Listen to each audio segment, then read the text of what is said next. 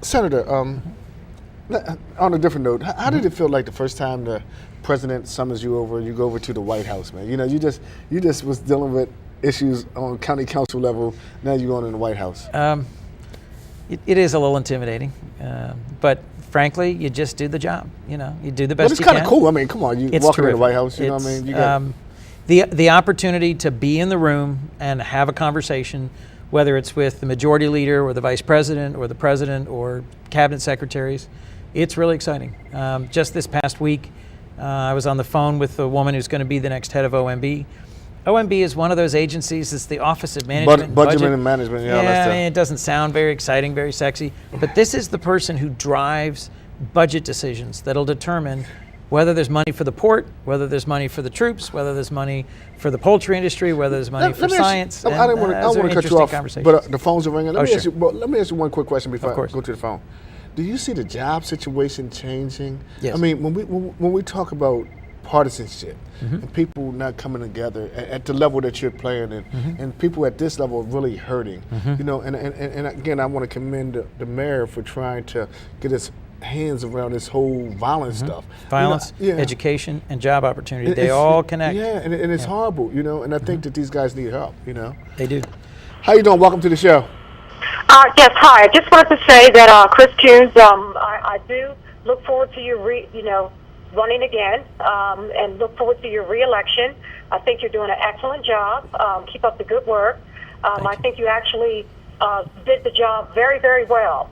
But I have one other question for you. Don't want to take it out of the scope or out of the realm of what you guys are talking about. What is your take, or what do you think the situation going on in North Korea? Where do you think the United States? Oh, good question. I was going to ask that. Good question. Very good question. Thank you. Thank you, and I appreciate your comments. One of the things that is, to your point, challenging about serving on the Foreign Relations Committee is just the range of situations around the world, whether it's Syria, Iran, or North Korea, where there are real threats, where we face real challenges. North Korea is a communist country that has never resolved the Korean War. The best we had was an armistice. We stopped fighting, but we never actually got to a peace deal between North Korea and South Korea.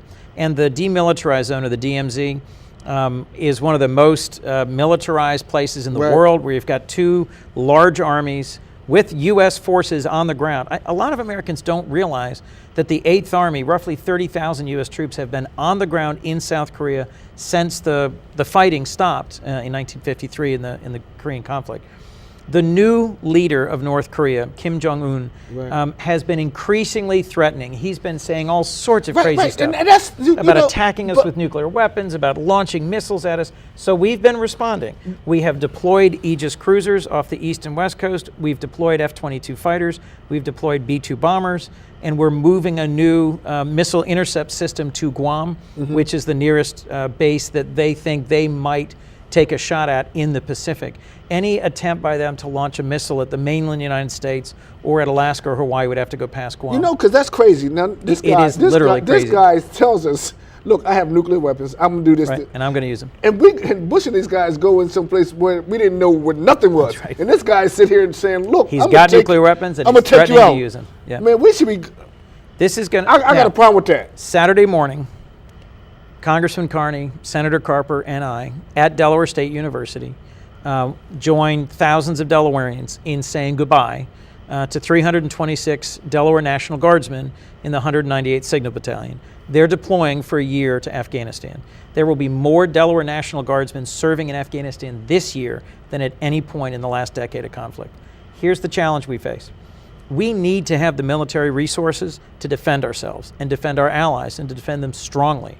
But we frankly still have 66,000 troops on the ground in Afghanistan. Yeah. And we're spending more than $60 billion this year on that alone. We have to redeploy people because this guy's a madman. This is not going to be easy for us to manage both the conflict in Afghanistan and the potential threats of Iran, Syria, and North Korea. Those are half a world away. And the average Delawarean, frankly, doesn't want us sending troops to a new war. Hey, how you doing? Welcome to the show. Hey, Norm, how you doing? It's Lance Burns, man. Hey, how you been? I'm fine. Good. Senator Coons, how are you? I'm great. How are you? I'm doing great. I had a question for you. Next week on the floor of the Senate, the gun control legislation is supposed to come up again, and Republicans in Washington are threatening the filibuster. It will face a filibuster. They say they can't get make amendments to the legislation, even though Speaker Reed says we'll be able to. Do you think the Republicans are going to really make it difficult to get any kind of gun control legislation going on? I'll hang up and wait for your answer. Hey, good question. Thank you. Thank you for your question. One of the things that I think is important for us to focus on is that in the several months since Newtown, Connecticut happened, this terrible tragedy where dozens of school kids were gunned down in their school, we're losing roughly 30 Americans a day to gun violence. Wow. And we should be able to come together around strengthening anti-gun trafficking laws, strengthening criminal background checks, to do something that the vast majority of Americans, gun owners and non-gun owners, agree we should do. Enforce the laws we've got, close the loopholes, and prevent gun trafficking. Because right now, the background checks that we're doing, although they prevent tens of thousands of people who are mentally ill or rapists or convicted domestic abusers, we are preventing them from getting guns. We're not plugging anything like the huge holes that exist in the access to guns by criminals. I do think there is a bill here that could get past the Senate and the House if we could get it to the floor. There is a filibuster being threatened by a dozen Republicans. My hope is that the agreement that Leader Reed and Minority Leader McConnell reached at the beginning of this Congress will be used this time. And there will be 2 amendments for the R's, 2 amendments for the D's, and we'll get past this endless filibuster. We have had a record number of filibusters the last 2 years. No. What I wanted to do is time out for a second, because a lot of people may not understand when you talk about filibuster. Sorry.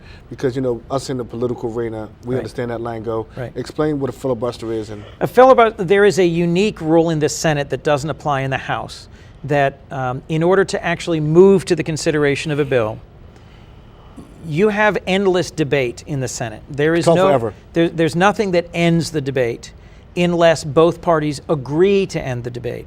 And if one party continues to object to ending the debate, then you have to have what's called a cloture vote. And under the rules and the practices of the filibuster as currently applied, that means you have to get 60 senators to vote to end debate and begin voting on the bill.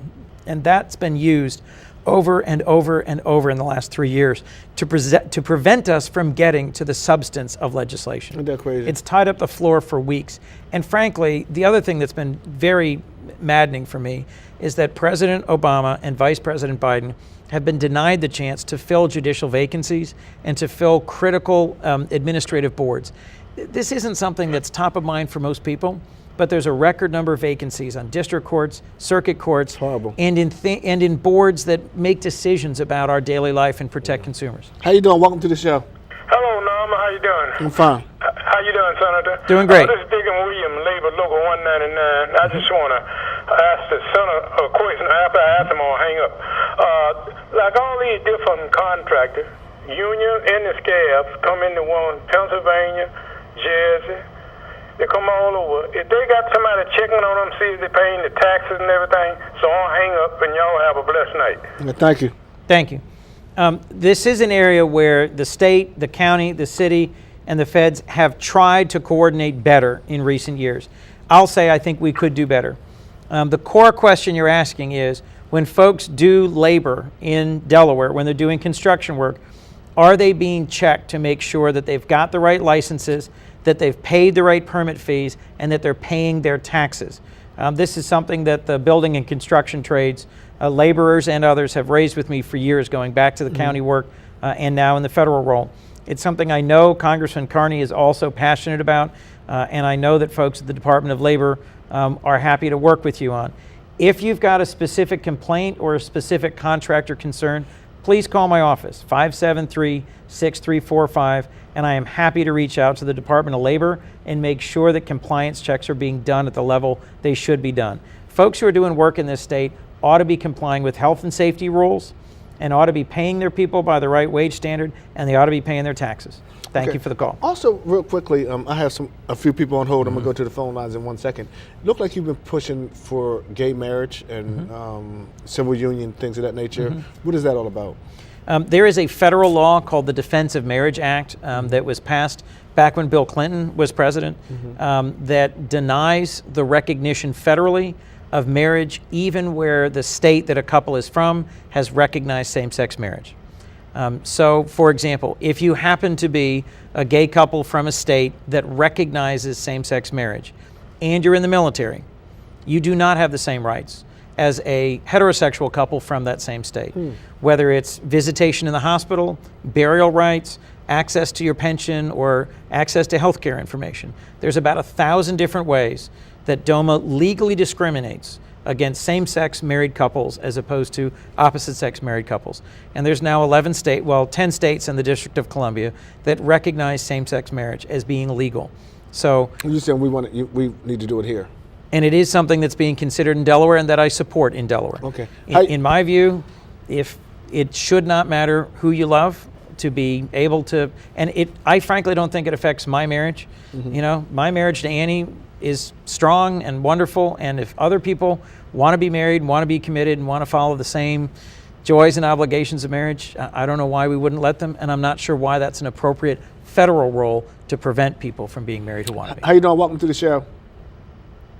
Hello? Hello? Yeah, go ahead.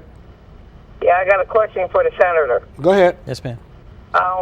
About the immigration bill. Okay. We were just in Pittsburgh Saturday with a big rally. 32 BJ. He knows me. I'm Robert Acevedo. Yep. I was up in his office with Victor. Yep. So how's that bill doing? We're about to find out. We've got several issues right in front of us. The gun control legislation, the background check legislation that we just discussed, the budget, and trying to make sure that once the president introduces his budget, that we've got some path forward. That's the next issue we're going to, which is immigration.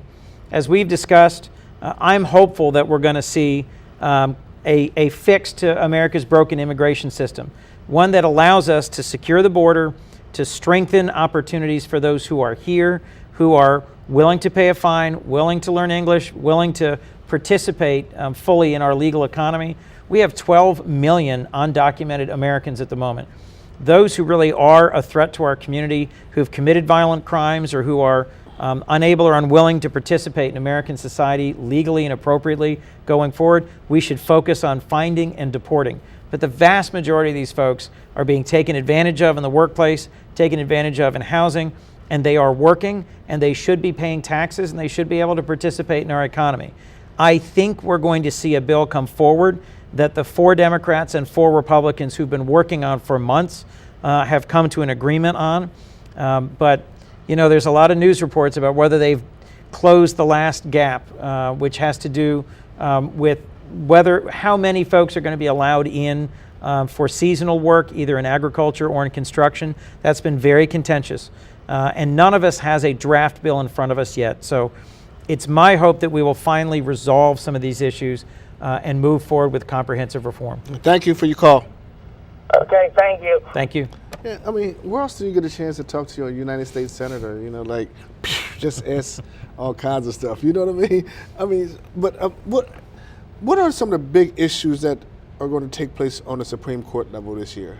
I mean, it's a lot of stuff going on, right? 2 things that I'm most concerned about. First, I am hopeful that they will repeal the Defense of Marriage Act that we were just talking about. And I think they'll look at that and say marriage is a state issue and it's not an appropriate role for the federal government to be discriminating against legally married people. First. Second, the Voting Rights Act of 1965. Why is that even? Why is that? I mean, so they're basically still saying I don't have a right to vote. Is that amazing? If you look at the election of 2012, all across this country, in dozens of states, there were people who stood at the polling places 5, 6, and 7 hours. It's incredible. There were people who were denied the right to vote because of problems with registration, problems with ballots, problems with access to the polling places. Just hijacking the election. This was a broad and intentional effort to try and prevent people from voting. And the thing that made the vote as strong as it was people's determination to stand in line, even if it took hours and hours.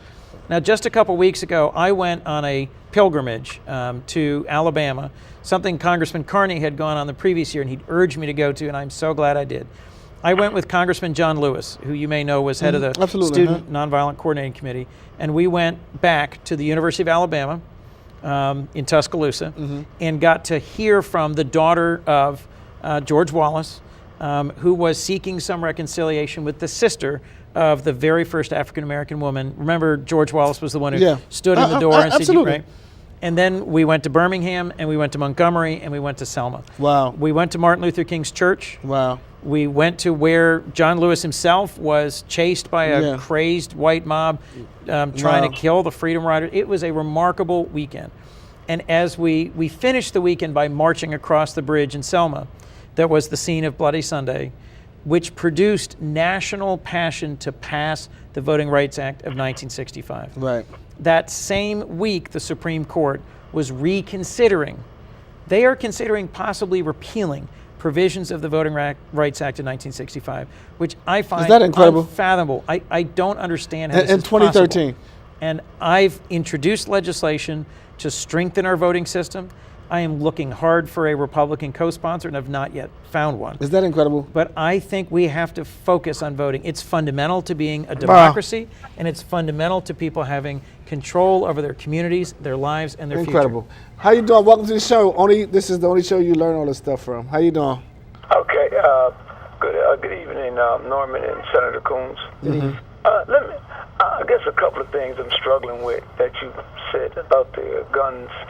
One is I'm an African American. I live in the City of Wilmington. I was born and raised here, and I see most of the gun violence and the murders committed in this city by African Americans, young African American males, who, for the most part, when the smoke clears, killing other African Americans who are persons prohibited, illegal firearms. So I guess my question about the firearm law, I know it's a feel-good legislation, but can you give me something concrete? How is this going to clean up the crime rate and the murders when the people who commit the crimes are already criminals and they don't abide by the law? So how is imposing more legislation on law-abiding citizens going to affect the murder rate in the cities all around the country? Because I travel all over in different cities, and it's the same problem. And I hate to say it, but I'm black, and I don't want to be sitting around here just lying to people and telling people a bunch of stuff. It's mostly it's drug oriented, it's deep crime, and so I don't see when people say, well, we're going to reduce the number of bullets in the magazine. I don't see the criminals reducing anything. I don't see them abiding by none of these laws. I mean, it might affect a guy like myself, but for the guy out here hustling, come on now. Come on, Senator, let's be honest. Is this going to change anything on the street level where all the murders are being committed? I just want to know, how's it going to affect it? Can you help me there? Thank you for your call, Cal. Great question. The point you're making, if I hear you right, is simply this, that most of the gun violence in this country, particularly the gun violence that you're seeing here in Wilmington, is committed by criminals who aren't going to walk in and stand in line and fill out the forms and do the fingerprinting or whatever the background check process ends up being. And that is a perfectly reasonable concern. Not all gun violence and not all gun-related deaths, though, happen in the way you're describing. There's a significant amount of gun violence and gun deaths that are occurring as a result of domestic violence that happen in all different neighborhoods and communities around this country. And there are incidents such as what happened in Newtown, in Aurora, in Wisconsin, in Arizona, that are not really fitting the pattern you described. So first. Second, part of why I'm so focused on gun trafficking is where are these guns coming from? At some point, they were bought by someone legally. Someone who went and bought a lot of weapons, whether at a gun show or from a gun dealer, and then they take them and resell them on the street to people who shouldn't have them. It's those two in combination, strengthening background checks to prevent criminals, as you put it, people prohibited from getting them, and strengthening the gun trafficking prosecution. We've got anti-gun trafficking laws on the books that we are not fully enforcing, and we have to be providing more resources to the ATF and to local law enforcement. It isn't going to solve everything. Obviously, if we've still got high unemployment, we've got unaddressed mental health problems, we've got kids not in school and we need schools strengthened, those are other problems we also have to deal with. But the number of people who are dying in the streets in the United States by gun violence far outstrips any of the other countries that are like us around the world that also have problems with unemployment, with kids who don't have good education, with challenges in terms of popular culture. So there's a piece to this that our very lax gun laws have to bear some responsibility for the number of handguns that are out there on the streets, how easy they are to get, and how broadly they're used. That's why I think the combination of fighting gun trafficking, making sure there are background checks to prevent criminals from getting guns, and that we actually enforce the laws we've got. How you doing? Welcome to the show. How you doing, Norm? This is a good friend of yours. I got a question for you and the senator. Okay. I want to know that it's about a pension problem with the City of Wilmington. I was under the grandfather clause. I worked almost 18 years, and they saying that I forfeited my pension. And I'm trying to get people to help me. I'm trying to get in touch with Samuel Guy. I've talked to council president, outside lawyer. I don't think it's fair to me that they said I forfeited my pension, and they don't have that in writing nowhere that if I didn't work the whole 20 years, I forfeited. And I feel, though, by being a taxpaying resident of Wilmington, Delaware, and work for the City of Wilmington for that length of time, I should be, eligible for my pension. I agree with you. Let me ask you a question. Have you tried to talk to Henry Sapinski? Yes, I did. Because Henry's probably the right person. City Treasurer. And you said you talked to Theo Gregory? Yes, I did. Well, you would probably have to come on my office because we can't talk about it. It's like 3 minutes left in the show. Okay, I'll do that. I'll be over that way every day. Okay, buddy. All right.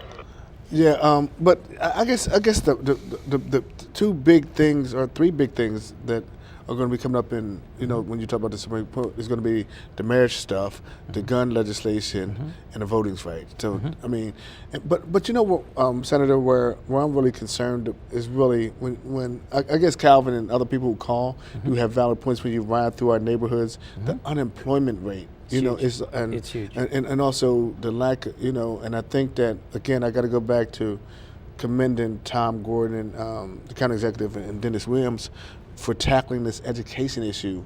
When we talk about 4, 5, 6 people out of 10 in each neighborhood, especially African-American males, dropping out of school, we have to find a way to bridge that gap. And I get so sick and tired of being sick and tired of, you get consultants on top of consultants, of people who, these folks have no idea where these neighborhoods are.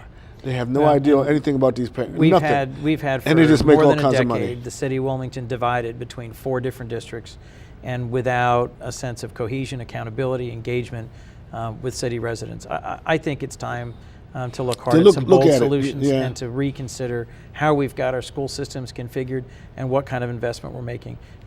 In general, I support the governor, and I think the governor has taken some very bold steps to try and improve education in Delaware. But it's just not making the improvement we need in some of the city communities, some of the neighborhoods, some of the schools. I am hopeful that we will keep making progress, but I think we need to redouble our efforts and invest more. We only have we have about 5 minutes left. At your level, right, when you read about what's going on with Frisker and knowing that, we've given up millions and millions of dollars, when you look at they laying off 1,200 people up here at AstraZeneca. Then we talked about the port stuff. What role do you guys have as U.S. Senator, and do you have any thoughts on that? One of the things I take most seriously is an obligation to help create job opportunities in Delaware. So one of the things we can do is to get the federal budget aligned right and under control. The difference between the Democrat budget in the Senate and the Republican budget in the House is stark. And a piece of it is that the Democrat budget, the one that I voted for and that came out of our committee, continues to invest in growing the economy while responsibly reducing federal spending and trying to get our national debt and deficit under control, but still spending money on infrastructure, on education, on scientific research, and on promoting exports. These are things you're going to hear the president talking about more, and these are priorities that were embedded in our budget. The Republican alternative budget that was adopted by the House slashes all of these things, significantly cuts investment in domestic priorities. In my view, we're not going to recover fully from what was the worst recession since the Great Depression unless we continue to invest in putting people to work. We've got rails, roads, bridges, tunnels that are failing and falling apart, and where we can and should be spending money on putting people to work and restarting the infrastructure that makes our economy grow and our country stronger. We also need, I think, a stronger federal-state partnership in education and in law enforcement. One of the first things I did when Mayor Williams became the mayor was to offer an opportunity to come down and spend an entire day to his whole senior staff with mine to look at what more we could be doing to promote a federal city partnership in terms of law enforcement. We've got resources. We need to be investing them more wisely. And in my view, that's the kind of thing that we can do to reduce violent crime, to invest in growing our economy, and to show that there is some real benefit to the people of Delaware, and in particular the people of Wilmington, from my serving them in the United States Senate. Thank you very much. Thank you. I always appreciate a good conversation, and every time before you come on, you need to know I do my homework. You do. So is there anything in closing? Also, I just wanted to tell you guys, I did get a chance to read a lot of Bishop Thomas Weeks' books. This is a really good book, Transformed. I think you could go to his website or go to New Destiny website and get this book. It's a very good book. And don't forget this Saturday, John Sheehy's retirement.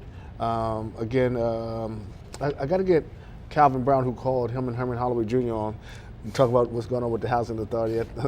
I think that's hilarious. And also congratulations to Maurice Pritchard again. And need to get Mike Brown on here too. I think they're a little upset with the deployment plan that the mayor has passed on. So we got a lot of good stuff. And Alvin, if you could put on there, because people who miss shows, they can actually go to YouTube. All the shows are on YouTube now. And so because Alvin does a good job for me with that. And again, Transformed was really good.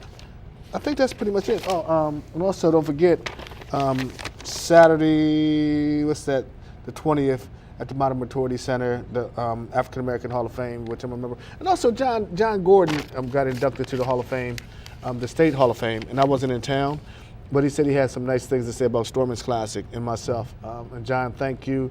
I thought you were one of the good guys who played in our league, and we saw so many people, and I get that all the time. But that's really good, Senator. You started something great. Great to see So when are you going to invite me up you. to Washington, man? I mean, You're invited. I got a suit, man. You're invited. They Bring kicked the suit. they kicked me out of the Bowl-O-Rama because of sweatsuit. But look, I know better if I come visit you because I'll probably get a good meal up there and all that. You'll get a great meal.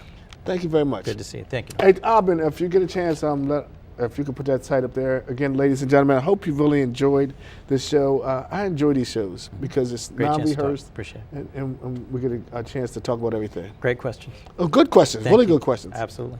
And good luck on your re-election bid. Thank you. Looking forward to being reelected. All right, bye.